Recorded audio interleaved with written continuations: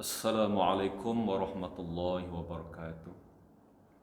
Bismillahirrahmanirrahim. Alhamdulillahi rabbil alamin. Wassalatu wassalamu ala asyrafil anbiya'i wal mursalin wa ala alihi wa sahbihi ajma'in. Subhanaka la ilma lana illa ma 'allamtana innaka antal alimul hakim. Rabbi syrah li sadri wa yassir li amri wahlul 'uqdatam min lisani yafqahu qawli.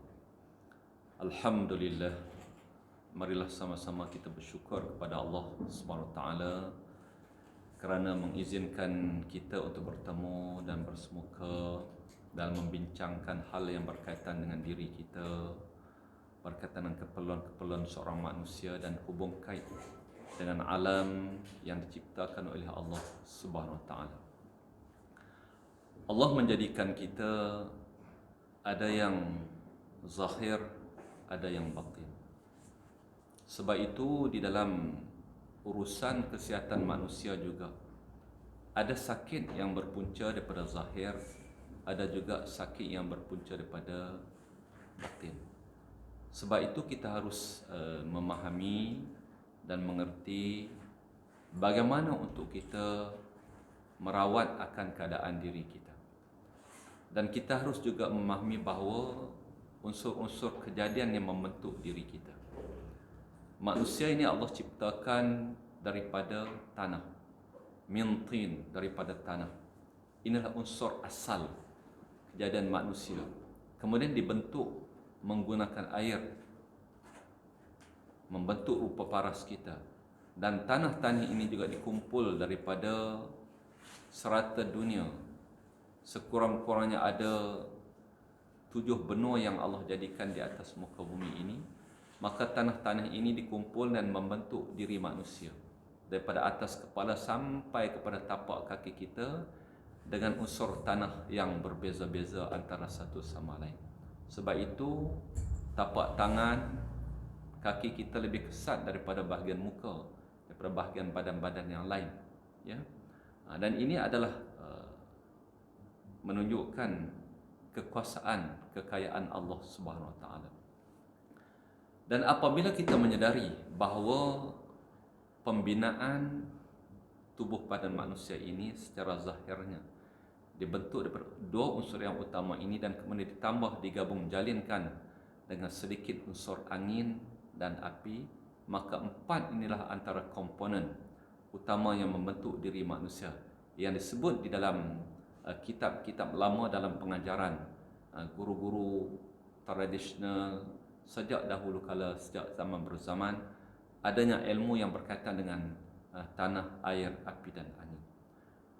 Dan apabila syarikat Vista Manhaj menampilkan produk-produk hasilan-hasilan daripada R&D mereka yang berunsurkan tanah dan air ini daripada alam semula jadi, yang digabungkan produk-produk ini daripada produk-produk yang mengguna pakai unsur-unsur semula jadi, daripada tumbuhan-tumbuhan, daripada herba-herba, yang digabung jalinkan dengan satu formula yang bersesuaian dengan manusia, maka ini dikira produk-produk yang sangat sesuai dengan manusia itu sendiri. Misalnya terapi manhaj yang pertama dikeluarkan untuk kegunaan luaran, untuk disapu, untuk disedut ke dalam rongga-rongga manusia, terutama hidung kita, dan disapu di bahagian-bahagian yang diperlukan apabila ada masalah-masalah luaran seperti lenguh-lenguh, sakit-sakit, kebas-kebas dan sebagainya. Ini adalah unsur yang berasal daripada alam semula jadi.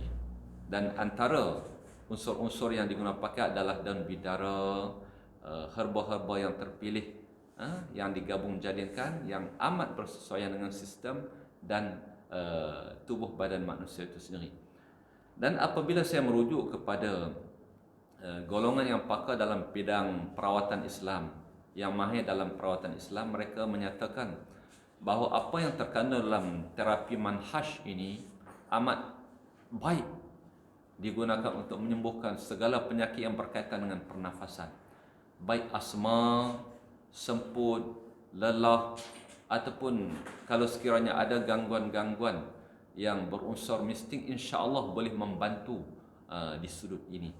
Dan ada di antara mereka yang walaupun tidak mahir dalam bidang ataupun selok-belok perawatan Islam ini, tetapi dengan keyakinan yang mendalam terhadap keagungan pencipta dan keagungan yang maha kuasa Allah SWT, dengan melafazkan bismillah, kalimah-kalimah Allah ini, dengan membaca suratul Fatihah dan bersalawat kepada baginda Nabi sallallahu alaihi wasallam, dan akhirnya menggunakan pakai terapi manhaj ini, ada yang memberikan kesan yang sangat positif dikala ataupun saat-saat dikala mereka memerlukan bantuan untuk memulihkan pesakit-pesakit yang tiba-tiba berlaku sesuatu yang tidak diingini, contohnya pengsan, jatuh, tumbang dan sebagainya. Dan ini berlaku apabila kita menggunakan terapi manhaj ini.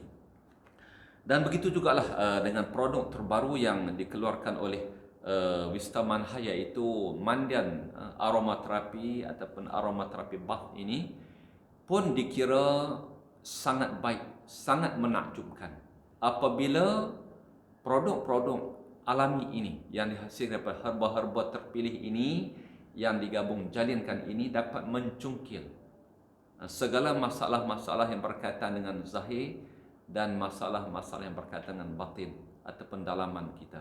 Sebab itu bagi saya, apabila kita menggunakan pakai produk-produk yang sebegini, kadang-kadang mungkin di peringkat awal mungkin ada kesan-kesan yang luar biasa, terasa pening-pening, terasa meloya, terasa angin keluar di badan, sendawa yang berlebihan, terasa getaran-getaran luar biasa pada tubuh badan atau sistem badan kita. Itu adalah petunjuk-petunjuk awal bahawa mungkin menandakan kita ada masalah-masalah yang berkaitan dengan zahir ataupun batin kita. Dan jangan takut, itu adalah perkara biasa dalam perawatan-perawatan Islam misalnya, yang mana apabila unsur-unsur alam ini digunakan, dan unsur-unsur alam ini ada kekuatan masing-masing, ada energi masing-masing, ada gelombang masing-masing yang boleh mencungkil apa jua masalah yang diizinkan oleh Allah SWT.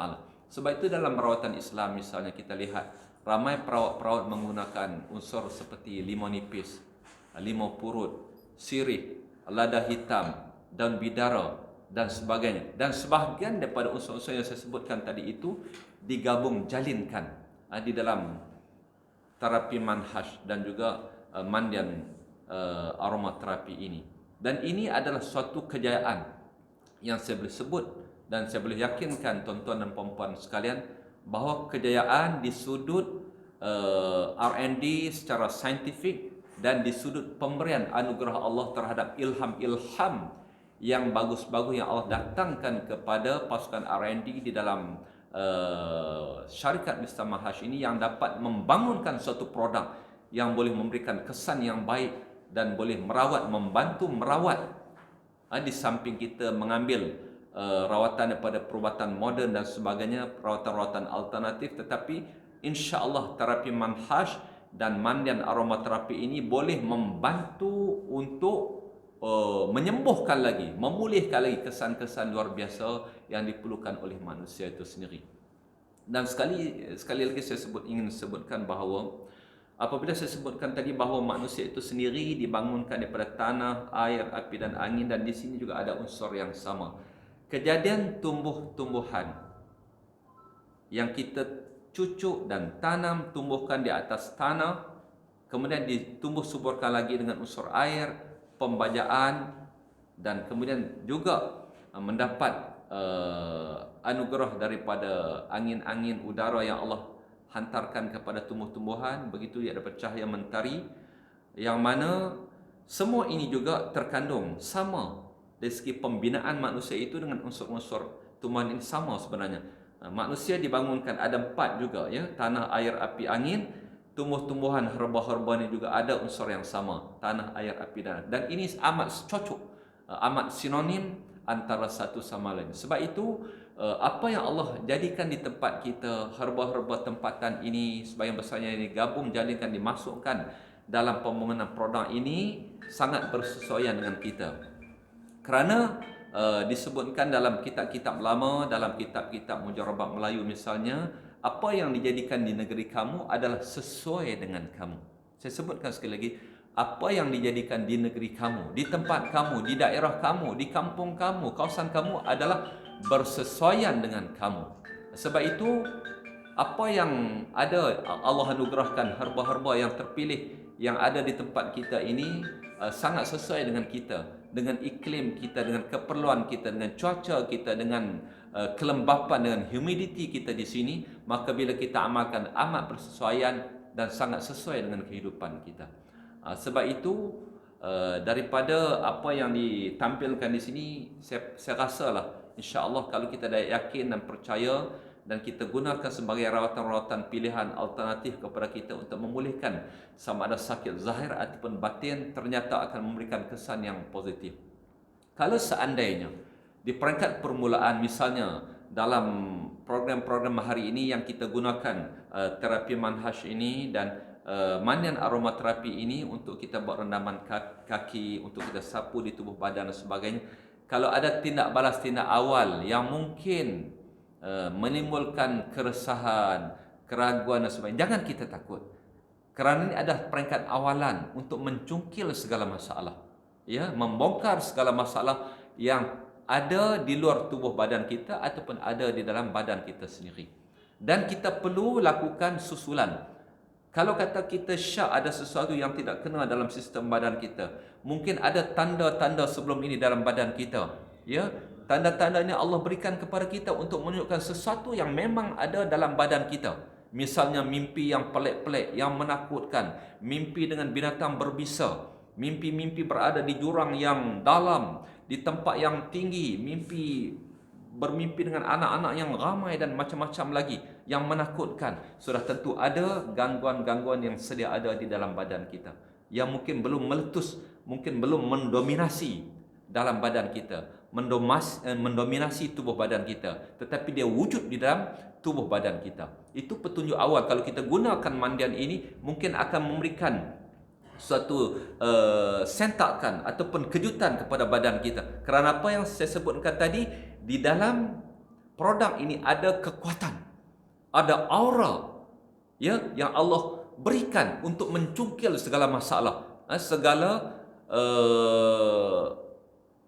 masalah yang tersembunyi yang insya-Allah boleh dibongkarkan dengan izin daripada Allah Subhanahu Wa Taala. Dan banyak perkara yang berlaku terhadap saya sendiri yang sedikit sebenarnya Allah kurniakan sedikit, ya, untuk membantu manusia lain dalam peringkat rawatan dan sebagainya.